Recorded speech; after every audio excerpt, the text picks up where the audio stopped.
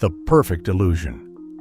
Between 2017 and 2019, a man calling himself Simon Leviev convinced women across Europe he was the son of a billionaire diamond mogul. Private jets, luxury hotels, designer everything. That was proof of a fortune that did not exist. Every dollar funding that lifestyle came from another victim. He used Tinder to swindle millions. But the man behind the illusion had been running long before anyone swiped right. Shimon Yehuda Hayut was born in 1990 in Bnei Brak, Israel, to a Haredi family. His father, Yohanan Hayut, worked as the chief rabbi for El Al Airlines. There was no diamond fortune, no billionaire legacy, only a modest upbringing and a restless ambition. In his teens, Shimon began to reinvent himself, testing the boundaries of truth and identity. He left Israel when he was 15, moving to New York with family friends, but legal troubles soon followed. By his early 20s, he was already facing accusations of theft and forgery in Israeli courts. To escape the consequences, he adopted a new identity, Simon Leviev. With this name change, he claimed a connection to Lev Leviev, one of the world's most prominent diamond magnates. The new persona came with forged documents, passports, driver's licenses, and credit cards, all bearing the Leviev name. This transformation was not just a disguise. It was the foundation for every story he would tell and every deception that followed. In 2008, Shimon Hayut's taste for luxury was already taking shape, but the money was not his. At just 18, he used a family friend's credit card to book first-class airline tickets and to reserve high-end hotel suites. The bills piled up, but there was no intention to pay them back. Soon after, he convinced a young woman, his girlfriend at the time, to work as his assistant. She trusted him, handling bookings and transactions, unaware that many of the purchases were made with stolen or forged credit details. When the fraud was uncovered, she was left to face the consequences. Israeli authorities arrested her, and she spent nearly 2 years in prison before being cleared, only after Hayut finally admitted his role. By then, he had already disappeared, leaving her behind. This pattern, exploiting trust, shifting blame, and moving on, would become the blueprint for his future schemes. Each step grew bolder, each deception more costly for those who believed in him. Forged passports became Shimon Hayut's ticket out of Israel. With Israeli authorities seeking him for fraud, he paid for fake travel documents and slipped across borders, leaving his real name behind. Cyprus, Jordan, and several European countries stamped his new identities, each passport bearing the Leviev name or other aliases. These weren't crude forgeries. They passed airport checks and hotel registrations, allowing him to move freely through cities where no one knew his past. In 2015, Finnish police arrested him with a collection of counterfeit passports, driver's licenses, and credit cards, each crafted to support his ever-changing persona. After a partial prison sentence and deportation, he returned to Israel, but only briefly. Soon he was back on the move, using fresh documents to enter the Netherlands, Norway, and the United Kingdom. This constant mobility protected him from law enforcement and made it nearly impossible for victims or police to track his true whereabouts.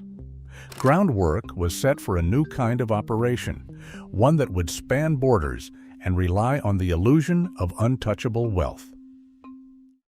A swipe on a dating app set the story in motion. Simon Leviev's profile showed a world of private jets, designer watches, and exclusive parties. Every detail was crafted to project the life of a diamond heir. For women like Cecilia Felhoy, the match was immediate, and so was the invitation. Within hours, Simon suggested meeting in person. The first date did not happen at a coffee shop or a casual bar. Instead, it began with a chauffeur, a 5-star hotel lobby, and talk of business trips. By the end of the night, Cecilia found herself boarding a private jet to Sofia, Bulgaria, surrounded by Simon's supposed entourage. Messages flowed constantly, with good morning texts, photos from luxury suites, and promises of lavish plans ahead. Days blurred into nights as Simon ramped up the intensity, calling and texting for hours and sharing stories about his family's diamond empire. The pace left little time for doubt. Within a week, Cecilia felt swept into a whirlwind romance, convinced she had met someone extraordinary. The speed of the relationship, the luxury, and the constant attention created a powerful sense of trust. For Simon, every interaction was designed to draw his match deeper into his world, making the fantasy feel real and the connection unbreakable. The illusion of safety shattered with a single message. Images appeared on the screen, grainy, hurried shots of a man slumped in a hospital bed, his head bandaged and blood trickling down his face. Simon explained that his bodyguard, Peter, had been attacked by unknown enemies. The story was urgent and terrifying.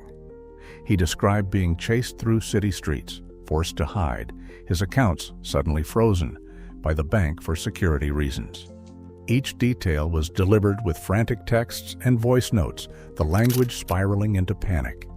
He pleaded for help.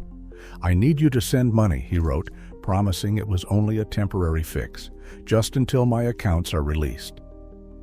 The repayment, he insisted, would be immediate, double, even triple what was sent. For victims like Cecilia, the pressure was overwhelming. The photos of Peter's injuries, the desperate calls late at night, the sense that someone she cared about was in real danger, all of it created a trap. Loans were taken out, credit cards maxed, and wire transfers sent across borders. Every transaction was framed as a lifeline, a necessary step to keep Simon safe.